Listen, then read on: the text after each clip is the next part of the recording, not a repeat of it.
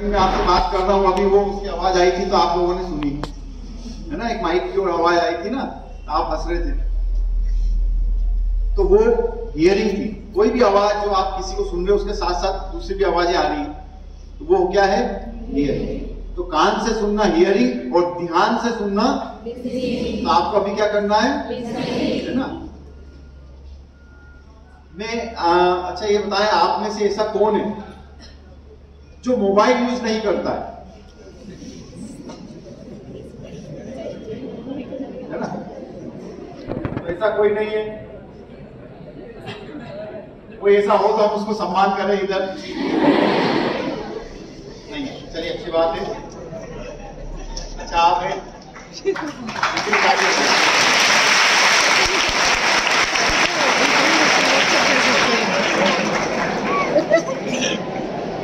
अच्छा आप में से ऐसा कौन है जो इंस्टाग्राम यूज नहीं करता है? नहीं करता है? नहीं करते, हम भी नहीं करते।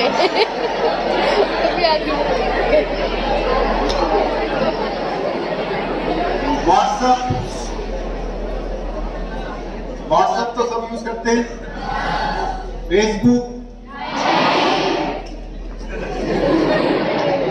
इतना तो मैं बता सकता हूं अपने अनुभव से कि आप इंस्टाग्राम तो बहुत ज्यादा यूज करते हैं। अभी हाथ आपने जरूर किया। आप सुनिए, कोई गलत काम नहीं है, आप फेस करें। तो जब भी कोई पूछे कोई तो बताइएगा हाँ हम करते हैं, ठीक है, कोई गलत नहीं। मैं आपको एक उदाहरण देना चाहूंगा। इससे पहले गुना में मैं पोस्टेड था और उससे पहले मैं और नहीं पोस्टेड था। तो मैं उस समय मजिस्ट्रेट था, आपने सुना होगा मजिस्ट्रेट है ना?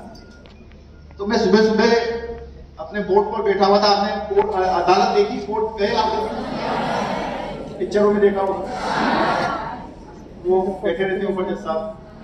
तो मैं बैठा हुआ था तो पुलिस वाले एक बच्चे को पकड़ के लाए और वो फर्स्ट ईयर का था कॉलेज, बस एडमिशन लिया ही था उसने। और वो बच्चा उस तहसील में जहां में पोस्टेड था वहां का मेरिट होल्डर था 12th में, उसने टॉप किया था 12th में और जिले में उसकी सेकंड पोजीशन। तो मुझे लगा, बड़ा आश्चर्य हुआ कि यार एक बच्चे को सुबह सुबह गिरफ्तार करके ले आया। तो मैंने उनसे पूछा क्या हो गया, इसको गिरफ्तार करके लाना पड़ा। तो उन्होंने बताया कि साहब ये अपने उस समय तो क्या मोबाइल सबके पास, बच्चों के पास नहीं रहते थे, वो अपने पापा का मोबाइल चलाता। तो एक दिन पहले उसने क्या किया, व्हाट्सएप में ग्रुप भी बन जाते हैं, आप जानते ही, आपके स्कूल का भी ग्रुप बना होगा, आप मेंबर होंगे उससे। तो जब वो रात में अपने पापा का मोबाइल यूज कर रहा था तो उसको कोई मैसेज आया होगा, बड़ा सा मैसेज होगा, तो उसने बिना पढ़े, थोड़ा ऊपर पढ़ा होगा, बिना पढ़े उसको क्या करा, फॉरवर्ड कर दिया किसी और ग्रुप में। अब अन्य किसी ग्रुप में फॉरवर्ड किया तो उस मैसेज में क्या था, किसी धर्म विशेष के बारे में अशब्द लिखा हुआ, किसी की जाति, वर्ग या धर्म के विरुद्ध अशब्द या गलत टिप्पणी करना भी क्या है, अपराध, ठीक है। तो जैसे इसने मैसेज किया तो उस ग्रुप में 2-4 मेंबर उस धर्म के भी थे। तो जैसे उन्होंने पढ़ा तो उनकी धार्मिक भावनाओं को ठेस पहुंची। तो उनको किसी ने कहा कि यार एक काम करो, इसकी रिपोर्ट लिखा दो। तो उन्होंने पुलिस में रिपोर्ट लिखा दी। अब जब वो, अच्छा एक बात और बता दूं आपको, आप लोग मोबाइल यूज करते ही हैं, एक को छोड़ के, वो भी आज से करने लगेंगे। कोई भी साइबर ऑफेंस होता है, साइबर लॉ से संबंधित, जो भी कंप्यूटर से संबंधित ऑफेंस होते हैं ना, उनको साइबर लॉ में डील किया जाता है। आपने सुना होगा साइबर। तो कोई भी, वैसे भी देखिए, कोई भी अपराध अगर किया जाता है तो कहीं ना कहीं उसका क्ल्यू करने वाला छोड़ के जाता ही। आपने देखा होगा टीवी में बहुत सारे सीरियल्स आते हैं, है ना, उसमें आपने देखा होगा कि पुलिस पकड़ ही लेती है किसी न किसी, चाहे कोई कितना भी शातिर हो। और साइबर की बात करें तो वहां पर ये बहुत इजी हो जाता है, क्योंकि जब भी आप अपने मोबाइल का यूज करते हैं और जैसे आपने उसको नेट से जोड़ा, बिना नेट के तो कोई मोबाइल चलाता है क्या? जैसे ही आपने उसको नेट से जोड़ा, उसका आईपी एड्रेस सर्वर पे चला जाता है, पूरी लोकेशन चली जाती है। और हमारे पास ऐसे टूल्स हैं, पुलिस के पास, हमारे पास, कि 2 साल पुराना भी अगर आपने कोई मैसेज डिलीट कर दिया हो तो मिल जाता है। एक किस्सा और बताता हूं मैं। एक बच्चे का मामला आया था, 8th क्लास में था वो। तो वो क्या, उसकी इंग्लिश वाली मैडम उसको बहुत होमवर्क देती होगी, तो थोड़ा सा करने में आलस से करता होगा, तो करता नहीं था, तो मैडम उसको डांटती थी और कभी कभी क्लास के बाहर खड़ा कर देती थी। तो उसने क्या किया, अपनी मम्मी का मोबाइल लिया, वो मैडम का नंबर तो उसको पता ही होगा, उसने बहुत मैडम को ऐसा कुछ लिखा कि तुम बहुत होमवर्क देती हो, होमवर्क देना बंद कर दो, नहीं तो मुझे पता तुम कहाँ रहती हो। इस टाइप का कुछ मैसेज उसने लिखा, मैसेज फॉरवर्ड करके डिलीट कर दिया। 1-2 बार मैसेज आया तो मैडम को लगा कोई होगा, 3-4 बार फिर आए तो उनको लगा कि नहीं ये तो गंभीर मामला है, तो उन्होंने पुलिस में शिकायत की। अब फोन नंबर तो ट्रेस हो जाता है, मैसेज आप भेजोगे तो जब वो उनकी पुलिस गई और मम्मी का मोबाइल रिकवर किया, उसमें मैसेज तो थे नहीं। वो बच्चा भी बड़ा उससे कहता है पुलिस वालों से, देख लो दिख रहा है, मैं तो बोल रहा हूं मैंने किया ही नहीं है। उसको पता नहीं था कि हमारे पास ऐसे टूल्स हैं कि आप मैसेज डिलीट कर दो, आप अपना मोबाइल तोड़ के फेंक दो, पानी में गिरा दो, उसके बाद भी डेटा क्या होगा, रिकवर हो जाएगा। ठीक है, बहुत इजीली उसके वो पुलिस वालों ने कर दिया कि देखो ये तुमने भेजे, कि उसने माफी वगैरह मांगी, मैडम ने भी माफ कर दिया। तो ये मैं बता रहा था कि ये बड़ा इजी होता है ट्रेस करना। अब हुआ क्या उस केस में, अब जैसे उसने भेजा तो पता चल गया कि फादर का नंबर से व्हाट्सएप मैसेज आया, फादर के पास गए तो उन्होंने बताया कि शाम को तो मेरे बच्चे के पास ये मोबाइल था, बच्चे के पास गए तो उसने कहा कि अंकल गलती हो गई, माफ कर दो। तो मैंने अभी बताया था, स्टार्टिंग यहां सीखी थी, किसी का अपराध करके ऐसी माफी मांगी जा सकती है क्या? क्योंकि ऐसे फिर हर आदमी माफी मांगेगा अपराध करने के बाद, जैसा मर्डर हो गया माफ कर दो, आइंदा नहीं करूंगा, है ना, चोरी कर ली बोले माफ कर दो अब नहीं करूंगा, तो ऐसा होता नहीं है। तो अच्छा उस समय क्या हुआ कि उसने जो मैसेज भेजा ना, तो थोड़ा सा उस शहर का माहौल भी खराब हो गया, थोड़ा सा सामुदायिक टेंशन क्रिएट हो गया था, तो मामला गंभीर था। उसके मम्मी पापा भी आए थे उसके साथ, वो खूब रोए कि साहब इसको छोड़ दो क्योंकि इससे गलती हो गई है, इसने मैसेज पढ़ा नहीं था। अब गलती हुई या नहीं हुई ये तो जब केस चलेगा जब पता चलेगा, है ना। प्राइमा फेसी तो आपको, अच्छा 2 तरीके के अपराध होते हैं, ये भी जानना आपको जरूरी है। एक तो बेलेबल मीन्स जमानती, और एक अजमानती मीन्स नॉन बेलेबल। तो बेलेबल में क्या होता है ये आपको जानना जरूरी है। कभी आपका कोई भी परिचित ऐसा, कभी कभी पुलिस किसी को पकड़ ले, आपके परिचित को, आप लोग तो समझदार हैं, आपको तो नहीं पकड़ेगी, तो आपको ये पता होना चाहिए उसका राइट अधिकार है, किसका, जिसको गिरफ्तार किया जा रहा है, कि पुलिस उसको ये बताए कि आपको किस जुर्म में गिरफ्तार कर रहे हैं। पुलिस ऐसा नहीं कर सकती कि चलो हम तो नहीं बता रहे, अब तो चलना ही पड़ेगा तुमसे, ऐसा नहीं, ठीक है ना। आपको अधिकार है कि मेरा क्या जुर्म है, कि वो जुर्म बताएंगे, साथ में उनको ये भी बताना पड़ेगा कि उनका मामला जमानती है या अजमानती है। अगर जमानती मामले में किसी को पुलिस गिरफ्तार कर रही है तो पुलिस की ये ड्यूटी है कि वो उसको जमानत पर छोड़े, ठीक है ना, आ रहा है समझ में। हाँ, जमानत पर छोड़े मीन्स उसको पुलिस जेल में नहीं रख सकती, अपने पास कस्टडी में नहीं रख सकती, उसको वहां छोड़ देगी कि हम जिस दिन बुलाए आपको आना पड़ेगा, ये तो जमानती अपराध। लेकिन जब अजमानती अपराध होता है, नॉन बेलेबल, वहां पुलिस को अधिकार नहीं होता जमानत पे छोड़ने का। वो कहां ले जाएगी, कोर्ट में ले जाएंगी, कि जज साहब छोड़े या नहीं छोड़े वो उनका डिस्क्रिप्शन है केस के साथ, ठीक है। दूसरा एक चीज और है, कोई भी व्यक्ति को अगर पुलिस गिरफ्तार कर रही है, या आपके लिए जानना जरूरी है, तो 24 घंटे के अंदर अंदर पुलिस को उस व्यक्ति को मजिस्ट्रेट के पास ले जाना पड़ेगा। ठीक है, ये संविधान की अभी बात हुई थी ना, उसमें भी लिखा हुआ।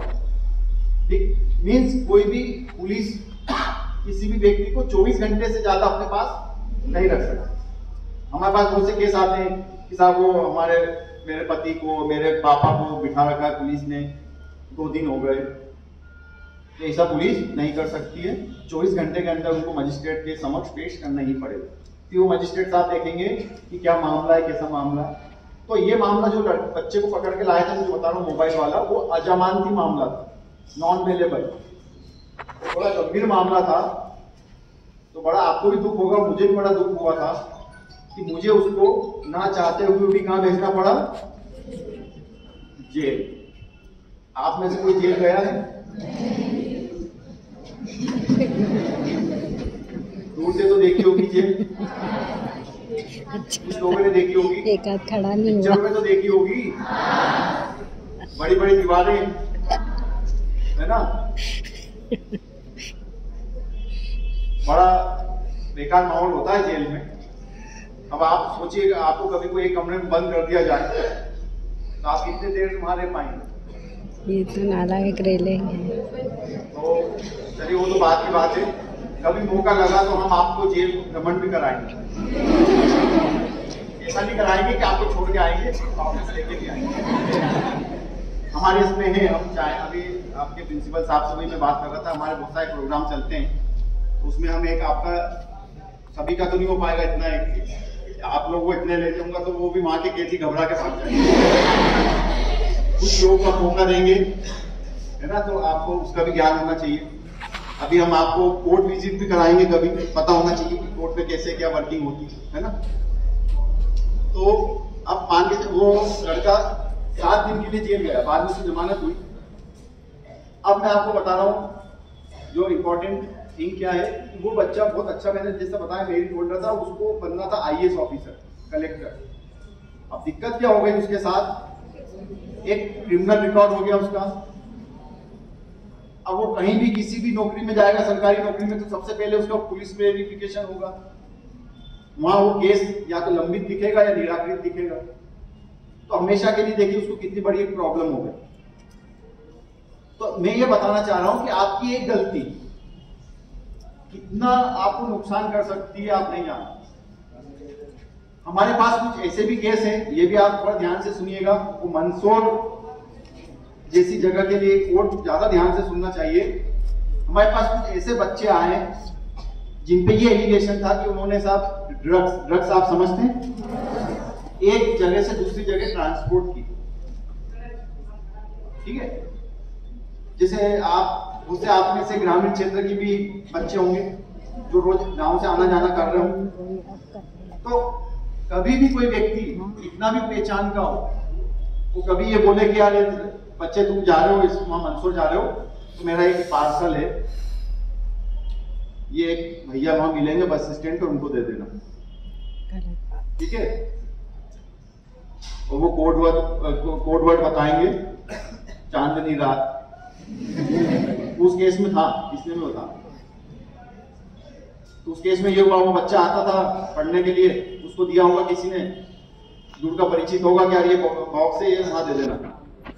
अब वो ला रहा था, जैसे बस स्टैंड पे उतरा, पुलिस ने उसको पकड़ा कि तुम्हारे बैग में क्या है बताओ। तो उसने कहा कुछ नहीं, बुक्स हैं। वो एक पार्सल एक अंकल ने दिया था देने के लिए, उस पार्सल में हेरोइन थी, ड्रग। पुलिस ने किसको पकड़ा? जब बच्चे को लाया गया तो उसने काफी, वो तो सद्भाविक था, लेकिन ये सद्भावना उसकी दुर्भावना थी, सद्भावना थी, ये तो बाद में पता चलेगा, लेकिन उस पर केस तो बन गया ना। और ये केस जो ड्रग्स वाले होते हैं बहुत गंभीर मामले होते हैं, इनमें 20-20 साल की सजा है। अब सोचिए 20 साल जेल, जहां लोग 20 घंटे नहीं रह सकते। तो मेरी आपसे रिक्वेस्ट है कि कभी भी, अब ऐसा नहीं कि आपके पापा कुछ दे रहे हैं तो बोले नहीं मैंने ले जाए, आप तसल्ली कर लो कि इसमें क्या है। किसी की सहायता करना बुरा नहीं है, लेकिन हमें सावधानी रखना है, ठीक है ना।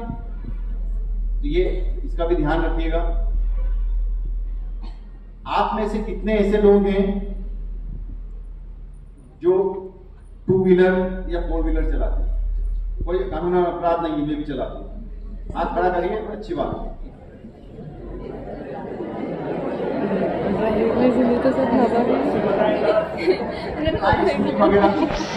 साइकिल छोड़ के चलिए, अच्छी बात है। इतने ज्यादा हैंड राइज हुए, अच्छा लगा कि मेरा देश बदल रहा है, अच्छी बात है। अब आप में से बताएं कि इनके पास लाइसेंस है। मैं अभी चेक करूंगा, मेरे साथ पुलिस आई है। आपके पास है लाइसेंस? लर्निंग है कि परमानेंट? देखिए कितने, कम से कम 100-150 हाथ खड़े हुए थे। कुछ लोगों ने नहीं भी किए थे, चलाते तो वो हैं, क्योंकि मुझे दिखते हैं वो रास्ते में। लेकिन आप देखिए, एक व्यक्ति के पास, यानी एक छात्र के पास लाइसेंस है केवल। अब मैं आपको बता दूं कानून क्या है। कभी भी आप किसी भी वाहन को, भले वो 2 पहिया हो या 4 पहिया हो या 3 पहिया, आप उसको अगर चलाओगे रोड पर तो आप बिना लाइसेंस के उसको नहीं चला सकते। और अगर आप चला रहे तो क्या कर रहे हो? तो चलाने वाला कौन हो गया? तो आप जो चलाते हैं वो क्या हो गए? अब ये बात अलग है कि पुलिस ने आपको अभी तक नहीं पकड़ा है, काम चल रहा है। एक जगह आप बिना लाइसेंस के चला सकते हो, कोई भी वाहन आप एक जगह बिना लाइसेंस के चला सकते हो, वो आप अपने घर के अंदर। अगर मम्मी लाइसेंस दे दे देगी क्या? आप भी बाहर और आपका वाहन भी बाहर, है ना? तो घर के अंदर तो कुछ चलाएगा नहीं। तो जो रोड पे चला रहे हैं तो समझ लीजिए, जब वो बिना लाइसेंस का वाहन चला रहे हैं, कोई सा भी साइकिल छोड़कर, वो क्या कर रहे हैं? अपराध कर रहे हैं। ये बात अलग है, आपको पुलिस ने नहीं पकड़ा। अब इसका गंभीरता को समझिए। आपको अपराध कर ही रहे हैं जब गाड़ी बिना लाइसेंस के चला रहे, साथ में आपने किसको अपराधी बना दिया? जिसकी गाड़ी आप चला रहे हैं। हो सकता है आपके से केस में आपके पापा की गाड़ी हो, आपके भाई की गाड़ी हो, आपके अंकल की गाड़ी हो, या आपकी मम्मी की गाड़ी हो।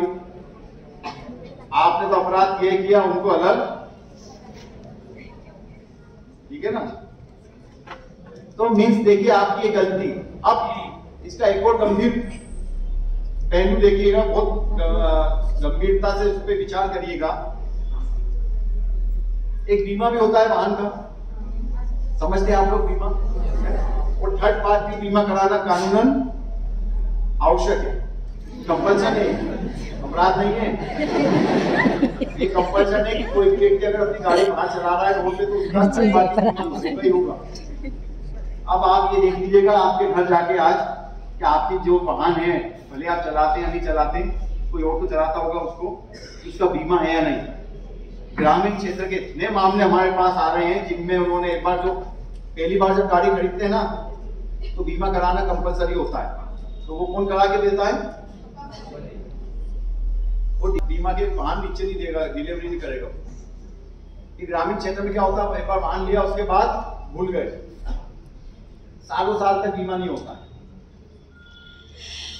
ठीक, अब जो मेन आपको बताना चाह रहा था, जैसे कोई भी गाड़ी आप चला रहे हैं, ठीक है?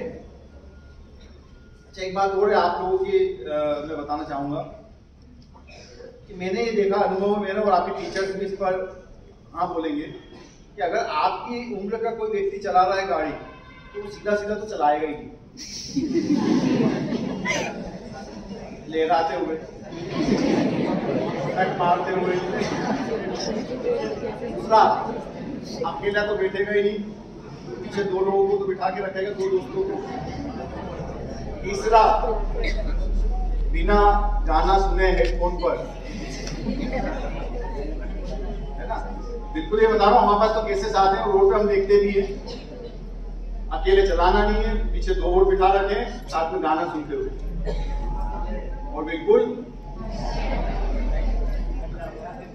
अब आपको बता दें, कभी किसी वाहन से कोई दुर्घटना होती है, सामने वाले को टक्कर लगी, तो भले उसको हाथ पैर टूटे या कोई चोट आई या उसकी मृत्यु हो गई, तो उसके घर वाले, मृत्यु होने पर तो उसके घर वाले, उसकी पत्नी, उसके बच्चे या उसके माँ बाप, और हाथ पैर टूटने में वो व्यक्ति खुद क्या कर सकता है, केस करता है सामने वाले पे जिसने टक्कर मारी।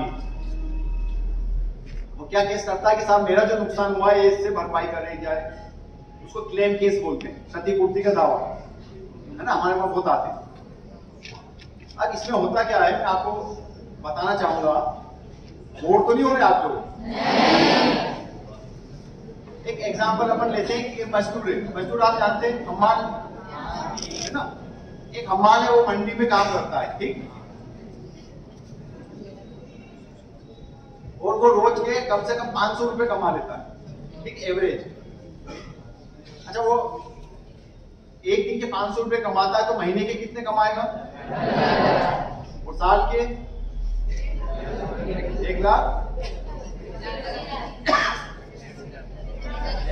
1,80,000 है। अब ये सोचिए कि वो व्यक्ति जो हमाल है मंडी से बाहर निकल रहा है पैदल, ठीक है, रोड क्रॉस कर रहा है। आप जैसे ही कोई एक स्टूडेंट पीछे दो बिठाकर और कान में वो लगाकर लहराते हुए गाड़ी चलाता हुआ लाया, मोटरसाइकिल या स्कूटी, और उस हम्माल को टक्कर मार दी। अब टक्कर मारने से वो हम्माल गिरा और सर पर उसके चोट लग गई। चोट लगने से उसकी क्या हो गई, मृत्यु हो गई। तो वो हम्माल की जो पत्नी है, छोटे बच्चे हैं या जो बूढ़े माँ बाप हैं, वो क्या करेंगे, केस लाएंगे। किसके विरुद्ध, जो आप जैसा जो बच्चा गाड़ी चला रहा है उसके विरुद्ध, और साथ में किसके विरुद्ध, जो वो वाहन का मालिक है ना, उन दोनों को पार्टी बना के केस लाए।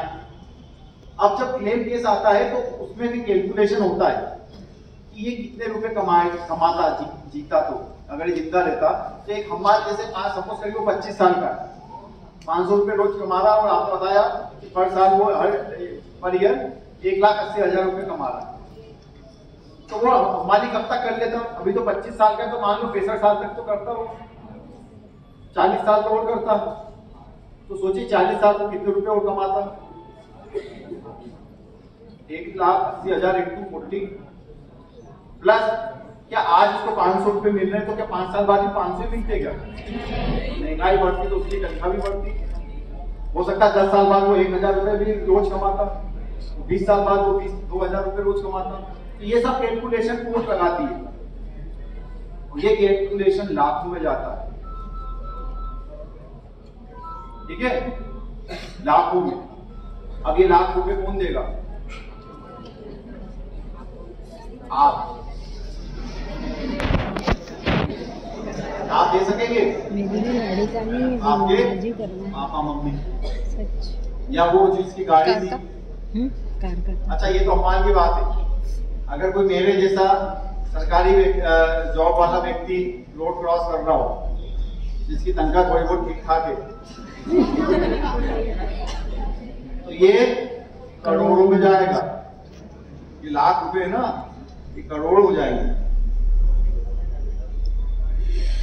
क्योंकि फिर वो कैलकुलेशन होगा कि जब तक रिटायर्ड नहीं होते तब तक कितनी तनख्वाह मिलती इनको, पेंशन मिलती, वो पूरा कैलकुलेशन होता।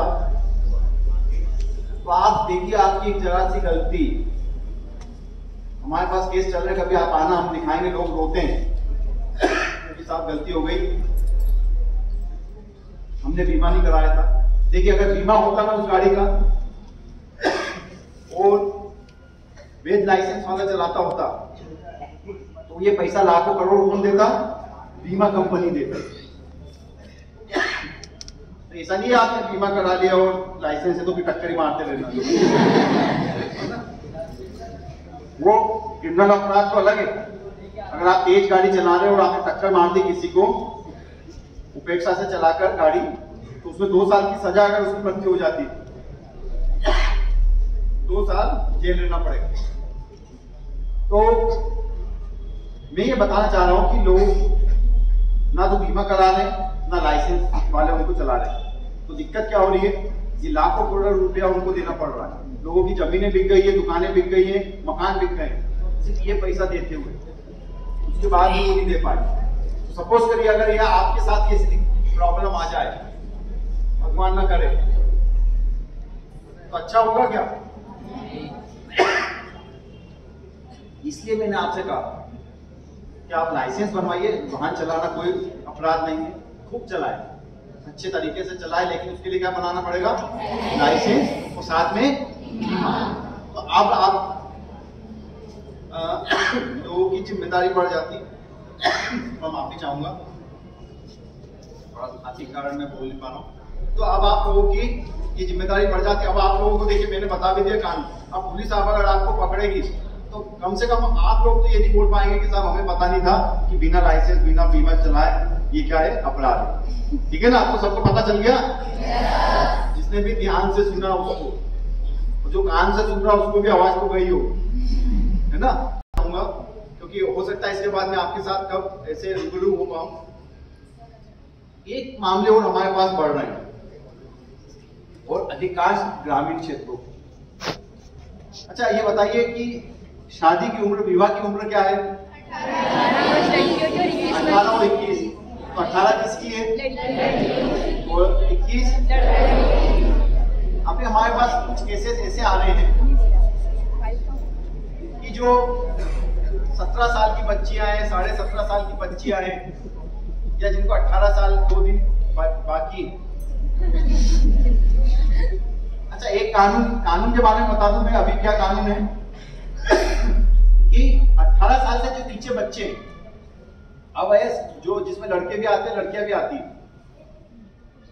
वे उनकी जो कंसेंट होती है, सहमति होती है, वो कानूनन मान्य नहीं है।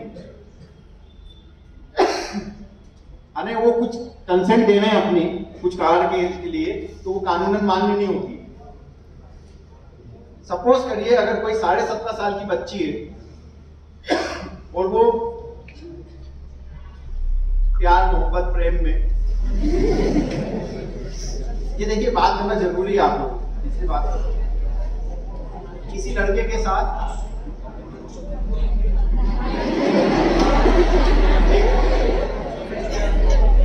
वो घर पर लेटर भी छोड़ के गई कि मम्मी पापा आप तो बहुत अच्छे हैं, आपने बहुत अच्छे से रखा मुझे, लेकिन आप लोगों से भी अच्छा मुझे कोई मिल गया है, मुझे माफ करिएगा, मैं अब आप लोगों से दूर जा रही हूँ, याद आए तो याद कर लीजिएगा, मैं भी याद करती रहूंगी। ठीक, ऐसा होता है। अब वो तो चली गई 17.5 साल में, माँ बाप से पुलिस में कंप्लेंट लिखाई, रिपोर्ट लिखाई, 2-3 महीने बाद पुलिस ने ट्रेस कर लिया, पकड़ लिया। कभी कभी परेशान होकर वो खुद ही आ गई कि जिसको अच्छा माना था वो तो बहुत बुरा निकला, है ना? आपसे अच्छा कोई बोल नहीं सकता। अब ऐसी स्थिति में अगर लड़की ये बोल रही है अपनी मर्जी से गई थी, बल्कि हमारे पास कुछ केस ऐसे भी चल रहे हैं जिसमें लड़की भगा के ले गई लड़के,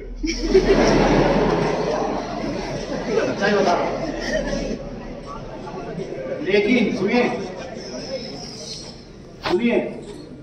वो कितना भी बोल ले ऐसा, भले लिख के गई हो, उसकी कंसेंट मान्य नहीं है। वो गाज किस पे गिरेगी? वो लड़का जो उसको ले गया। वो ऐसे केसेस में आपने पोक्सो का सुना होगा नाम, बच्चों को सेक्सुअल ऑफेंस ना उनके साथ ना हो, उसके लिए पोक्सो एक्ट आया है, कानून आया है। वो जो 18 साल से कम की उम्र के बच्चे, आप जैसे, चाहे वो लड़का हो या लड़की, उनके साथ कोई भी अगर सेक्सुअल ऑफेंस करता है, यौन शोषण करता है उनका, तो ये बड़ा गंभीर मामला माना गया है और इसमें सजाएं बहुत ज्यादा है। इसमें 20-20 साल की सजा है, उम्र कैद तक की सजा है और मृत्यु तक की सजा। ठीक है, तो मैं आपको ये भी बताना चाहूंगा कि अगर आपको ऐसा पता चलता है, भले वो लड़का हो या लड़की, किसी के साथ, किसी बच्चे के साथ ऐसा कोई गलत हो रहा है, हमारे पास ऐसे केसेस भी हैं। देखिए हम उस सोसाइटी में रह रहे हैं जहाँ ऐसे केसेस भी है। मेरे पास एक केस था, मैं मजिस्ट्रेट था, एक लड़की थी, वो 13 साल की थी, ठीक है, वो 13 साल की बच्ची थी, उसकी माँ मदर नहीं थी, फादर थे। उसमें कुछ बायोलॉजिकल चेंजेस दिखे आस पड़ोस वालों को, उनको थोड़ा शक हुआ तो उन्होंने पुलिस को खबर करी कि साहब ये थोड़ा हमको शक हो रहा है, ये थोड़ा सा इसमें चेंजेस दिख रहे हैं, है ना। गर्भवती थी वो बच्ची 13 साल की, तो उसको पुलिस ने रिकवर करके हमारे पास लाई। और जब मैंने उससे बयान लिए उसके, तो वो उसने बताया कि वो 11 साल की थी, मदर तो बहुत पहले एक्सपायर हो गई थी, तो 11 साल से उसकी थी जब से उसके फादर ही उसके साथ रेप कर रहे हैं। ये बता रहा हूं मैं, सोसाइटी की सच्चाई, ठीक। और धीरे धीरे वो तो कर ही रहे थे, फिर दूसरे लोगों से भी कराने लगे पैसे लेके, फिर वो प्रेग्नेंट हो गई। तो मैं ये आपको बताना चाह रहा हूं, देखिए हमारे पास बहुत केस चल रहे हैं जिसमें छोटे छोटे बच्चे 5-5 साल 4-4 साल के बच्चों के साथ घर वालों ने, फादर, मामा, चाचा, फूफा, भाई, चौथेला भाई, इन लोगों ने सेक्सुअल ऑफेंस किया। कुछ जगह हमको ये भी पता चला, एक बच्ची का ऐसा केस पता चला कि वो अपने फादर के दोस्त के साथ, फादर और मम्मी के साथ गई थी, तो उनके फैमिली फ्रेंड भी गए थे साथ में, गाड़ी में पीछे बैठे थे बच्ची के साथ। 11th क्लास की बच्ची थी, तो वो रात का समय होगा, तो उन्होंने उसके साथ अश्लील हरकत करी, ठीक है। वो बच्ची सहम गई क्योंकि वो फादर के बहुत अच्छे दोस्त थे, उन्होंने किसी को बताया नहीं। वो बच्ची ने, उसको बहुत अंदर ही अंदर आत्मग्लानि हुई। 2 दिन बाद उसने अपने टीचर को बताया स्कूल में कि मैडम मेरे साथ ऐसा हुआ, मेरे फादर के दोस्त ने ऐसा किया। कि मैडम बहुत समझदार थी, और होना भी चाहिए, क्योंकि देखिए इसमें ये भी, कानून में ये भी है कि यदि ये पता चलता है, कहीं से इंफॉर्मेशन होती है कि किसी बच्चे के साथ ऐसा गलत हो रहा है, तो किसी को, जिनको पता चल रहा है, उनकी भी एक लीगल लाइबिलिटी है कि वो जाके सक्षम पुलिस वालों को बताएं या कोर्ट में बताएं, है ना, ऐसे व्यक्ति को बताएं जो उनके लिए मदद कर सके, ठीक है। तो वो बच्ची को फिर वो मैडम ने बताया, फिर वो खुलासा हुआ बाद में, बिल्कुल अच्छी बात नहीं। फिर क्या हुआ, हाँ, वो जो मैं बता रहा था वो बच्ची वाला, उसमें क्या हुआ, वो तो 17.5 साल की थी, और बच्चा तो चला गया जेल। बच्ची को ऐसे केसेस हैं कि उसके माँ बाप ने मना कर दिया कि नहीं अब हम इसको नहीं रखेंगे, इसने हमारी बहुत नाक कटा दी, और ये लेटर में लिख के गई थी कि मैं तो जा रही हूँ दूर, तो अब वो कह रहे हैं कि अब तो दूर ही जा। फिर हमको उनको मजबूरीवश या तो बाल सुधार गृह भेजना पड़ता है या नारी निकेतन भेजना पड़ता है, जहाँ भी भेजना पड़ता है। नहीं, आप देखिए कितनी अलार्मिंग सिचुएशन है। वही हम देख रहे हैं आप लोगों के बीच की पढ़े लिखे बच्चे, ऐसा भी नहीं कि चलो ठीक है ना, तो इस पर भी ध्यान देना। तो यदि आप लोग तो सब समझदार हैं, मैंने पहले भी बता दिया, तो यदि आपकी कोई फ्रेंड या आपका कोई फ्रेंड ऐसी प्लानिंग कर रहा हो, तो उसको बता देना कि वो जज साहब आए थे, बता के गए कि कम से कम 18 तक तो, ठीक है। आज हम यहाँ पर इस पोजीशन पे बैठे हैं, ये पद हमें मिला है, तो ये एक तो हमारी अनुशासन में जो लाइफ थी, है ना, अनुशासन में हम रहे। दूसरा, हमने हमारे माता पिता का कहना माना, उनके कहे अनुसार चले। और तीसरा और सबसे महत्वपूर्ण बात, हमने हमारे टीचर्स के मार्गदर्शन में आगे बढ़े। आपके जो भी टीचर्स हैं यहाँ पर, प्रिंसिपल सर हैं, इतने अच्छे प्रिंसिपल सर हैं। देखिए क्या होता है कि हम कहीं भी जाते ना, तो हमको पॉजिटिव वाइब आती है, तो हमको समझ में आ जाता है कि यहाँ का माहौल कैसा है। आपके कैंपस में आते से मुझे समझ में आ गया कि आपका स्कूल का वातावरण बहुत अच्छा है, बहुत सकारात्मक वातावरण में आपको यहाँ शिक्षा दी जा रही है, आपके टीचर्स आपके साथ बहुत मेहनत कर रहे हैं। तो आप अपने टीचर्स का कहना माने, अनुशासन में रहें, अपने माँ बाप को सर्वोपरि माने। क्योंकि हमारे पास ऐसा भी एक केस आया बच्ची का कि वो बच्ची बालिग थी, वो 18 साल की हुई, दूसरे दिन ही चली गई किसी के साथ। जब वो गई तो उसको जिसके साथ गई थी उसने 2-3 महीने रखा, फिर उसने किसी दूसरे को पेश किया उस बच्ची को। ऐसे कर कर वो बच्ची 10 जगह बिकी थी, रियलिटी बता रहा हूं, 10 जगह बिकी वो। और लास्ट में राजस्थान में से उसको रिकवर किया पुलिस ने। तो जब रिकवर किया 9-10 महीने बाद, उसके पास एक छोटा बच्चा भी था। वो यही ट्रेस नहीं हो पाया कि ये बच्चा किसका है। उसको देह व्यापार में एंगेज कर दिया होगा किसी बेच। तो ये बता रहा हूं, ये समाज की वो है। भले आप 18 के हो जाए, लेकिन ये जो समाज कैसा है ये आप नहीं समझ सकते। ये अनुभव से समझा जाता है जो हम लोगों के पास है ना।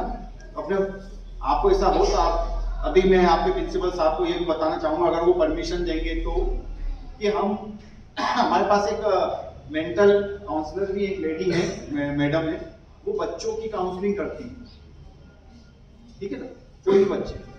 क्योंकि अभी हो क्या रहा है, अभी कुछ केसेस हमने ये देखा कि नंबर कम आए, फेल हो गए तो सुसाइड कर लिया, बच्चे डिप्रेशन में जा रहे हैं। बल्कि बच्चों को कभी डिप्रेशन था नहीं इससे पहले, बच्चों का तो बचपन ही अपने आप में एंजॉय करने वाला था। तो ऐसे केसेस आ रहे हैं। मैं आपको बता दूं, अगर आपको एक एग्जांपल दे रहा हूं, वो बहुत बढ़िया एग्जांपल है। एक जगह में ऐसे गया था, किसी स्कूल में, तो वहां मैडम मिली थी, तो बता रही थी वो 11th में फेल हो गई मैडम, 12th में फेल हो गई। 12th में फेल हो गई तो वो उनको बहुत बुरा लगा, उनको लगा कि पापा मारेंगे, क्योंकि पापा उनको बहुत बाहर भेजते थे पढ़ने। उस जमाने में 10 किलोमीटर दूर भेजते थे महिला को, अन्य लड़की को 10 किलोमीटर दूर भेजना उस जमाने में बहुत पहले की बात है। तो मैडम को बहुत बुरा लगा, यार अब क्या होगा, घर कैसे जाऊंगी, कैसे मुंह दिखाऊंगी। तो उनको लगा कि अब तो रास्ते में एक नदी आती है, वहीं से ठीक।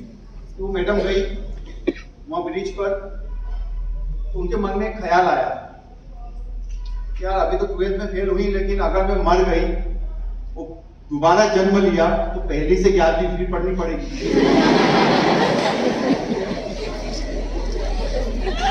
इससे अच्छा है बाबा 12th ही पढ़ लूं।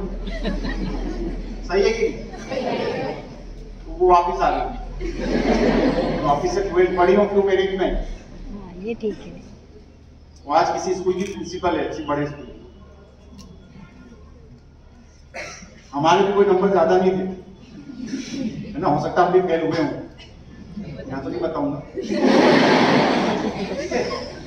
तो ये फेल पास वाला, कम नंबर ज्यादा नंबर वाला बिल्कुल भी आप अपने दिमाग में मत लाना, ठीक है ना। जैसे आपको बोल रहे होंगे ना लोग, अरे आपने सुना होगा कि 10th पढ़ लो बहुत अच्छा, 10th ऐसा रहता है, 12th में आओगे तो आपको कहेंगे 12th। ऐसा कुछ नहीं है, कम नंबर आए, जो मैं ये नहीं कह रहा पढ़ना ही छोड़ देना, पढ़ाई करिए, क्योंकि देखिए ये फाउंडेशन आपका पढ़कर आपको ऊपर पहुंचाएगा। जब भी आप कोई कंपटीशन एग्जाम में जाएंगे, कुछ भी करेंगे, तो आपकी जो ये स्कूल की एजुकेशन है ना, ये आपके काम आएगी, ठीक है। तो आप पढ़ाई करें, लेकिन कभी कुछ ऐसा हो तो डिप्रेशन में ना आए। कुछ भी हो, आ रहे हो तो आप अपने टीचर से सहायता लें, टीचर्स से नहीं ले पा रहे हो तो आप अपने जो आस पड़ोस में जो समझदार लोग उनसे लें। तो फिर कहा, फिर आप हमसे मिले, ठीक है। हमारे कोर्ट में ये जिला विधिक सेवा प्राधिकरण करके एक डिपार्टमेंट है, आप हमसे मिले, किसी भी प्रकार की कोई समस्या आपकी हो, भले आपका जाति प्रमाण पत्र नहीं बन पा रहा हो, आधार कार्ड नहीं बन पा रहा हो, वोटर आईडी नहीं बन पा रहा हो, लाइसेंस नहीं बन पा रहा हो, तब भी आप हमसे मिल सकते हैं। आपको किसी प्रकार की लीगल रूप से कानूनन हेल्प चाहिए, तब भी आप हमसे मिल सकते हैं, ठीक है ना। इससे ज्यादा और मैं क्या बोलूं।